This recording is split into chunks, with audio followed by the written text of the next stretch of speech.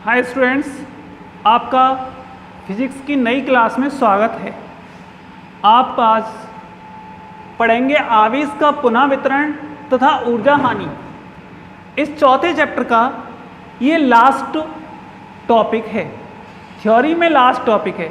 आजकल आपको न्यूमेरिकल नहीं बता रहे, न्यूमेरिकल आपको बाद में बताएंगे, क्लासरूम में बताएंगे बेटा, क्योंकि कुछ स्टूडेंट की न्यूमेरिकल आप जानते हैं कि कुछ स्टूडेंट की समझ में तो आते नहीं हैं और कुछ स्टूडेंट की समझ में आते हैं। आपको पता ही है कि इनमें से ज़्यादा 50% स्टूडेंट न्यूमेरिकल करने का प्रयास करते हैं, 50% तो न्यूमेरिकल करने का प्रयास ही नहीं करते, इसलिए न्यूमेरिकल आपको क्लासरूम में ही करवाएंगे। अभी फ़िलहाल में ये ऑनलाइन प्रोसेस में आपको इस तरह से देखना चाहिए, न्यूमेरिकल बाद में ही बताएंगे। सभी स्टूडेंट्स को बहुत ध्यान रखना है। और ये लास्ट टॉपिक है थ्योरी का, मैं आपको फॉर्मूला तक करवाऊंगा इस चैप्टर को, तो इसके बाद एक और वीडियो में आपको फॉर्मूला वगैरह बताऊंगा और कुछ और चीज़ें भी बताऊंगा। अभी फ़िलहाल में ये लास्ट टॉपिक चल रहा था, इसमें देखिएगा आप बेटा। इसमें आवेश का पुनः वितरण तथा ऊर्जा हानि, इसमें आवेश का पुनः वितरण कैसे होता है वो आप समझिएगा। बहुत सरल सा है पर बड़ा टॉपिक है, सरल सा है पर बड़ा टॉपिक है, आपको अच्छी तरह से बैठना चाहिए। ठीक है बेटा, देखिएगा। बिना प्रेशर, अपने दिमाग पर बिना प्रेशर डाले आपको पढ़ना है, ठीक है ना। ये सोचना है कि सर क्या बता रहे हैं, थोड़ा थोड़ा समझना है, आपकी समझ में ज़रूर आएगा। आप नोट्स पढ़िएगा, नोट्स पढ़ने के बाद, एक बार नोट्स पढ़ने के बाद इस वीडियो को देखना है आपको। देखिएगा बेटा, इसमें दो गोले हैं, ये दो गोले हैं और चालक स्टैंडों पर लगे हैं। एक दूसरा गोला ये है, ये अचालक स्टैंडों पर लगे हैं दोनों। ये क्या है? अचालक स्टैंड। ये चालक गोले हैं और अचालक स्टैंडों पर लगे ए और बी हैं। बेटा, इस पर आवेश Q1 है, इस पर आवेश Q1, इस पर आवेश Q2 है, इसकी धारिता C1 है, इसकी धारिता C2 है और इसका विभव V1 है और इसका विभव V2 है। सब कुछ अलग अलग है, इनका आकार भी अलग अलग है। इसका आवेश Q1, विभव V1 और धारिता C1 है। इस चालक का आवेश Q2 है, धारिता C2 है और विभव कितना है? V2 है।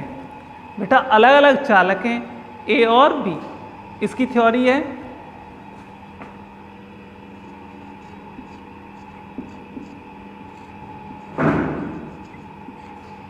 माना कि दो चालक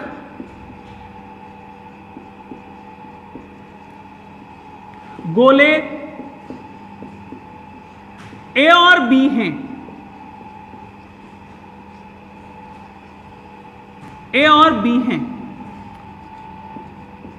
इनकी धारिता C1 और C2 हैं। तब इन पर आवेश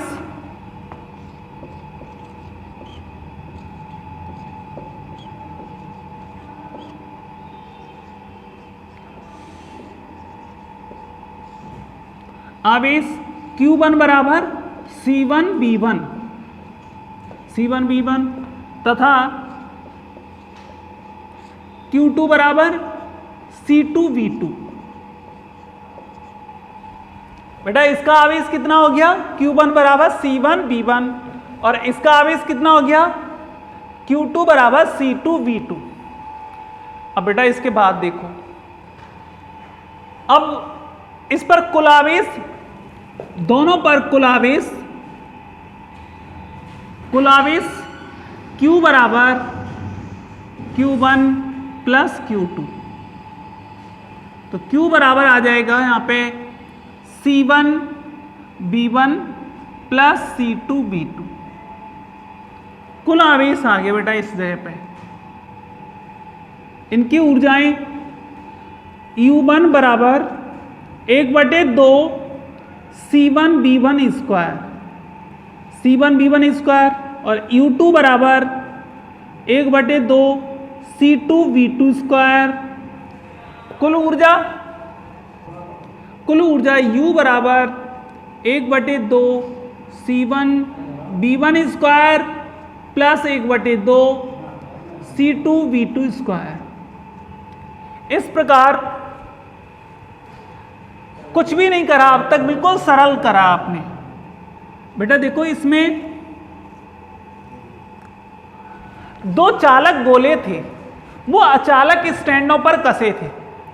एक पर आवेश Q1, धारिता C1 और विभव V1 है। दूसरे का आवेश Q2, धारिता C2 और विभव V2 है। कुल आवेश कितना हो जाएगा, दोनों को जोड़ दो बेटा। Q बराबर कितना, ये आवेश हो गए दोनों के, और आवेश कुल आवेश कितना हो गया, कुल आवेश हो गया Q1 प्लस Q2। ऐसे जोड़ दिया आपने C1V1 प्लस C2V2, ऐसे जोड़ दिया आवेश। फिर बेटा इनकी ऊर्जाएं कितनी होंगी, आप जानते हैं चालक की धारिता, मैंने कहा था ना, एक ये बताया होगा, संधारित्र की ऊर्जा या चालक की ऊर्जा का एक सूत्र होता है U बराबर 1/2 CV²। U बराबर 1/2 CV²। तो देखो 1/2 CV², 1/2 CV², पहले के लिए दूसरे के लिए। कुल ऊर्जा जोड़ दिया आपने। अब बेटा इसके बाद ऐसे ही, तो अब दोनों चालकों को एक तार द्वारा जोड़ देते हैं। दोनों चालकों को एक तार द्वारा जोड़ दो। देखो अब एक तार द्वारा जोड़ रहे हैं इसको।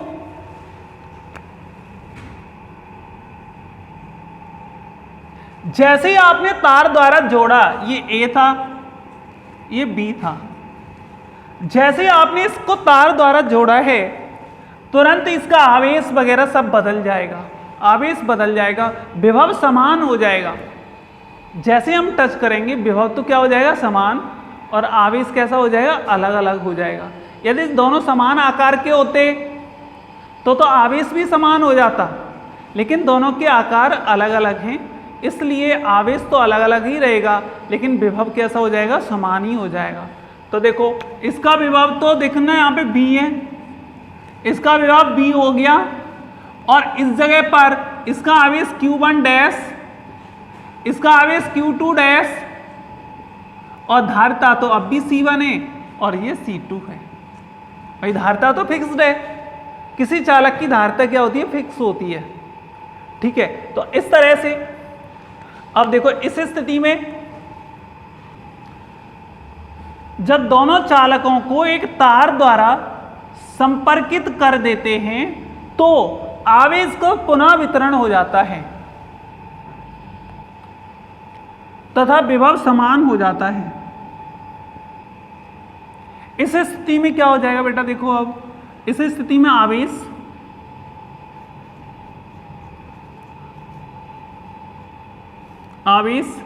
Q डैश Q1 डैश बराबर C1B और Q2 डैश बराबर C2B, Q बराबर C1B प्लस C2B। बेटा मैंने यहाँ पे Q लिखा है और यहाँ पे भी क्या है, Q है, यहाँ पे भी Q है और यहाँ पे भी Q लिखा है। इसका मतलब क्या हो गया, क्योंकि आवेश हमने अलग से थोड़ी दिया है, आवेश तो उतना ही है जितना पहले दोनों गोलों पे है, अब बस एक तार से ही तो संपर्कित कर दिया है, तो कुछ का एक का निकला होगा दूसरे पे पहुंच गया होगा थोड़ा सा, लेकिन कुल कितना रहेगा, Q रहेगा। दोनों पे आवेश तो अब भी कितना रहेगा, Q रहेगा, बस इतना ही तो हो गया होगा, एक से हटा होगा दूसरे पे पहुंच गया होगा, या इससे हटा होगा इस पे आ गया होगा, जिससे आवेश के जो मान थे वो तो अलग अलग हो गए, लेकिन कुल आवेश कितना होगा, समान ही रहेगा। इस तरह से आपने कराए। पहले तो दोनों को अलग अलग थे, तब ये काम कर लिया था आवेश और ऊर्जा। अब दोनों संपर्कित कर दिए, तब आवेश निकाल लिया और ऊर्जा निकालेंगे, ये तो आवेश है। अब देखना ये समीकरण नंबर 1 मान लेते हैं इसको, समीकरण नंबर 1, और बेटा ये समीकरण नंबर 2 है, ये समीकरण नंबर 2। समीकरण 1 और 2 से, समीकरण 1 बार 2 से देखो यहां पे क्या कर सकते हैं, C1B प्लस C2B बराबर C1 V1 plus C2 V2, क्योंकि ये भी Q है और ये भी Q है, दोनों को बराबर लिख दिया। ये भी Q है और ये भी Q है, दोनों को क्या लिख दिया आपने, बराबर लिख दिया है। बताओ बेटा इससे क्या कॉमन आ रहा है, V। बताओ बेटा ये C1 V1 की जगह पे आपने कितना लिखा था, C1 V1, आपने यहाँ पे देखा था इस जगह पे C1 V1 की जगह पे आपने क्या लिखा था, C1 V1 बराबर Q1 और C2 V2 बराबर Q2 था। तो या इसको ऐसे लिख सकते हो, या Q1 plus Q2 upon C1 plus C2, C1 plus C2। इसे उभयनिष्ठ विभव कहते हैं, इसे उभयनिष्ठ, बेटा इसको क्या कहते हैं हम, उभयनिष्ठ विभव कहते हैं। अब आप ये देखो कि इनमें इसके बाद आपको देखना है थोड़ा सा, वो क्या देखना है, देखिएगा। ये उभयनिष्ठ विभव का सूत्र है बेटा, ये आवेशों के सूत्र हैं, ये ऊर्जाओं के सूत्र हैं। ऊर्जा का एक तो ये सूत्र था, अभी इसके लिए मैंने ऊर्जा का सूत्र लिखा नहीं है, अब मैं लिख रहा हूं, मैं इसको हटा रहा हूं यहां से। बड़ा टॉपिक है और लेकिन सरल है, आप वीडियो को आगे पीछे करके इसको सही देख सकते हैं। बेटा इसमें आप देखो उभयनिष्ठ विभव है, अब ऊर्जा कितनी होगी, ऊर्जा U1 बराबर 1/2 C1 V स्क्वायर, U2 बराबर 1/2 C2 V स्क्वायर। कुल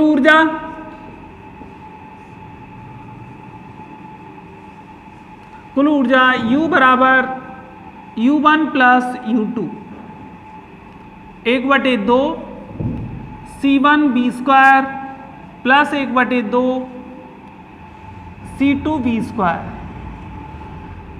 U बराबर 1/2, जी U डैश है, ध्यान रखना U dash.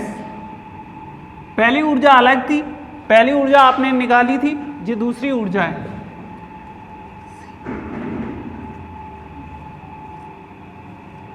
V square.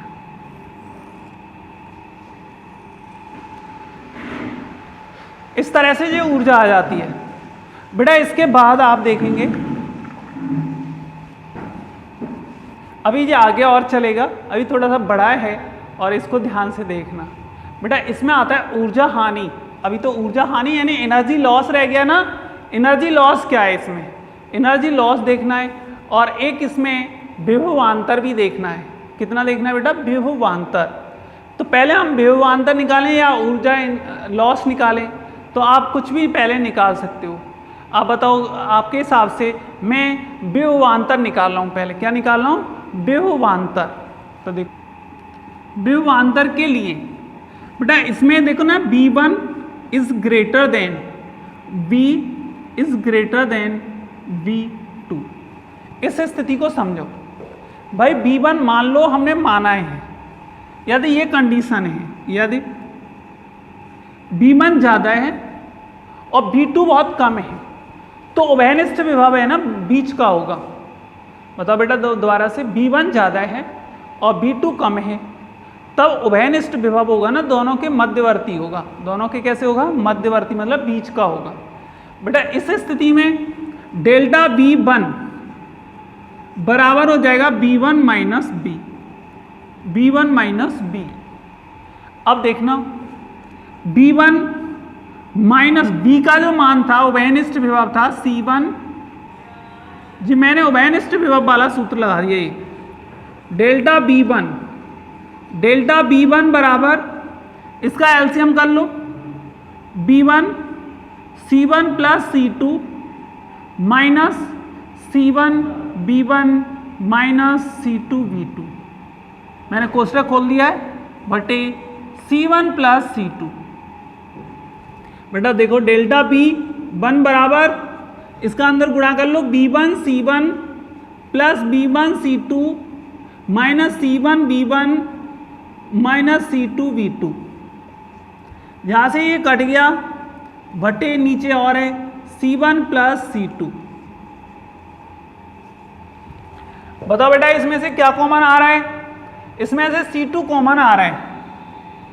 Delta V1 बराबर C2 कॉमन आ गया और B1 माइनस B2 बचा। बेटा देखो हमने क्या निकाला, दोबारा से एक बार देख लो आप। हमने ये मान लिया कितने चालक थे आपके पास? 2 चालक थे। एक का विभव V1 है, दूसरे का विभव V2 है। तो हमने मान लिया कि V1 का ज़्यादा है और V2 का कम है। जैसे इन्हें संपर्कित कराएंगे तो एक मध्यवर्ती विभव B हो जाएगा, जिसे उभयनिष्ठ विभव कहते हैं। तो अब जे ज़्यादा है, जे सबसे कम है, तो B वाला कैसा होगा? बीच वाला होगा। अब मैं इसमें अंतर निकालूं कि इसमें विभवांतर कितना हुआ, फिर मैं इसमें विभवांतर निकालूंगा। पहले इसमें विभवांतर निकाल लें तो B1 माइनस B करके इनके मान करें। ये हल्का सा आपने कैलकुलेशन करी है, तो कितना आ गया बताओ बेटा? C2 B1 माइनस B2 बटे C1 प्लस C2। ये समीकरण एक हमने 2 तो मान लिए पहले, ये 3 है। इसी प्रकार डेल्टा V2 बराबर B माइनस B2 कर रहे हैं। B का मान कितना था बताओ? B का मान था C1 B1 plus C2 B2। बेटा डेल्टा V2 बराबर, इसका डायरेक्ट करो, C1 B1 plus C2 B2 minus, इसका गुणा करूंगा मैं, C1 B2 minus C2 B2 upon C1 plus C2। देखो बेटा इसमें कुछ कट रहा है ना, ये कट गया। इसमें से क्या कॉमन आ रहा है? इसमें से जो कॉमन आ रहा है डेल्टा V2 बराबर C1 कॉमन आ गया इसमें से, तो बच रहा है B1 माइनस B2 बटे C1 प्लस C2। ये समीकरण नंबर 4 है। समीकरण 4 है। अब आप ऐसा करो, ये समीकरण 1 में समीकरण 3/4 कर लो। 3/4 कितना हो जाएगा? डेल्टा B1 बटे डेल्टा V2 बराबर C2 B1 माइनस B2 बटे C1 प्लस C2 अपॉन, यहां से ये कट जाएगा, डेल्टा V1 बटे डेल्टा V2 बराबर हो जाएगा C2 बटे C1। यानी पुनर्वितरण होने पर विभवांतरों का अंतर दूसरे संधारित्र और पहले संधारित्र की धारिताओं के अनुपात के बराबर होगा। इस तरह से बेटा ये तो कुछ भी नहीं करा मैंने, एक बार इनका अंतर निकाल लेना और एक बार इनका अंतर निकाल लेना। अंतर निकालने के बाद आपको क्या करना है? अनुपात करना है। देखो मैंने अंतर निकाला, इससे हल करने पर कितना आ गया ये, फिर ये अंतर निकाला, अंतर निकालने पर इसको हल करा, फिर ये आ गया और इनका आपने क्या कर दिया? अनुपात कर दिया है। जब अनुपात कर दिया तो ये आपका आंसर आ गया। बेटा इसके बाद ऊर्जा हानि है, इसके बाद टॉपिक है आपका ऊर्जा हानि। बेटा एनर्जी लॉस कह रहा है ना, तो एनर्जी लॉस कैसे करेंगे इसमें, ये देखना है आपको। बेटा पहले ऊर्जा कितनी थी और फिर बाद में ऊर्जा कितनी है, ये अंतर करना है आपको। क्या करना है? अंतर। देखो ऐसे करो, एनर्जी ऊर्जा हानि,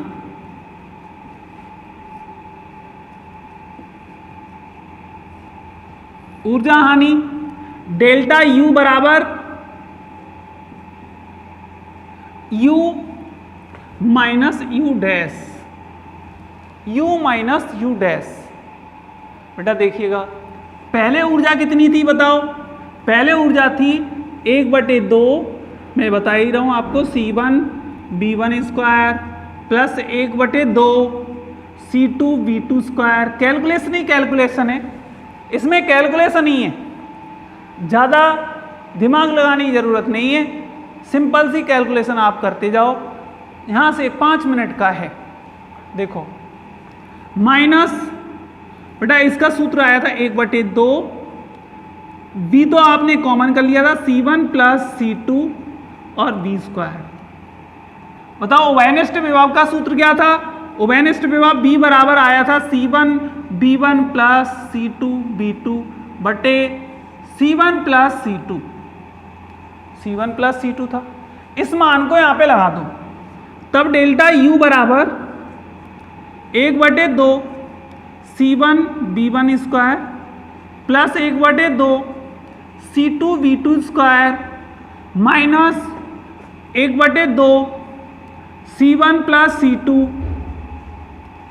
प्लस C2, इसका मान C1 B1 plus C2 B2 upon C1 plus C2 का होल स्क्वायर। बेटा देखो फिर इसे अब 1/2 C1 B1 square plus 1/2 C2 B2 square minus, यहां देखिएगा 1/2 C1 प्लस C2। बेटा नीचे वाली संख्या को मैं अलग कर रहा हूं, C1 प्लस C2, और ऊपर वाली को मैंने अलग कर लिया C1 B1 plus C2 B2 का होल स्क्वायर। यहां से ये कट गया, जो बच रहा है उसको मैं लिख रहा हूं यहां पे डेल्टा V बराबर डेल्टा U बराबर 1/2 C1 B1 square plus 1/2 C2 B2 square minus 1/2, ऊपर का होल स्क्वायर खोल रहा हूं बेटा। देखो इस होल स्क्वायर को खोलेंगे, इस होल स्क्वायर को अभी खोल लेंगे, पहले एक बार लिख लेते हैं इसको। C1 B1 plus C2 B2 एक बार लिख लिया हमने बटे C1 प्लस C2। इसका एलसीएम करो बेटा, कैसे करोगे? इसका एलसीएम ऐसे करोगे, इसका गुणा इधर कर दो, इसका गुणा इधर, इसका गुणा इधर करेंगे तो ये हो जाएगा 1/2 C1 B1 square plus 1/2 C2 B2 square, थोड़ा सा टिपिकल है ना, C1 प्लस C2। कैलकुलेशन है, आप चाहेंगे तो कर सकते हैं, कोई ज़्यादा टफ नहीं है। 1/2 बेटा देखना कितना, C1 B1 square plus C2 B2 square, C1 B1 plus C2 B2 का होल स्क्वायर। इसका एलसीएम C1 प्लस C2। बेटा इसमें आप गुणा करो, इसका गुणा करना है, इसका इसमें गुणा करा तो 1/2 C1 स्क्वायर B1 स्क्वायर, इसका इसमें करो plus 1/2 C1 C2 B2 square, फिर इसका इसमें करो plus 1/2 C2 C1 B1 square, फिर इसी का इसमें करो plus 1/2 C2 square B2 square plus, अब बेटा इसका हम इसे खोल रहे हैं, देखो इसमें 4 पद आ जाएंगे, 1 2 3 4। अब इसको होल स्क्वायर खोलो, माइनस चिन्ह लगेगा, 1/2 C1 B1 square minus 1/2 C2 B2 square minus 1/2 into 2, ये 2 का अंदर गुणा भी तो चल रहा है ना, 1/2 और ये आ जाएगा 2 C1 B1 और C2 B2 बटे C1 प्लस C2। बेटा इसको काट दो, देखो ये कट जाएंगे दोनों, ये कट गए, कितना बच रहा है? इसमें से क्या कॉमन आ रहा है? देखो C1 C2 ये रहा, C1 C2 ये भी रहा और C1 C2 ये रहा, ये C1 C2 इसमें से कॉमन आ जाएगा। क्या आ जाएगा? कॉमन। तो कॉमन करिएगा, देखिएगा इसमें से ये कॉमन कर लिया हमने और 1/2 भी कॉमन आएगा। क्या आएगा कॉमन? 1/2। 1/2 C1 C2 ये कॉमन आ गया। तो कितना बच रहा है यहाँ पे? यहाँ पे बच रहा है V2 स्क्वायर और यहाँ पे बच रहा है V1 स्क्वायर और यहाँ पे माइनस चिन्ह और जो बचेगा 2V1 V2 और नीचे C1 प्लस C2। फिर बेटा देखो आगे इसे ऐसे लिख सकते हैं 1/2 ऊपर तो लिख दे हम C1 C2 बटे 2 C1 प्लस C2 और ये इसका मतलब हो गया B1 minus B2, B1 minus B2 का होल स्क्वायर। अतः एनर्जी लॉस जो आया डेल्टा U बराबर आपका फॉर्मूला हो गया C1 C2 अपॉन,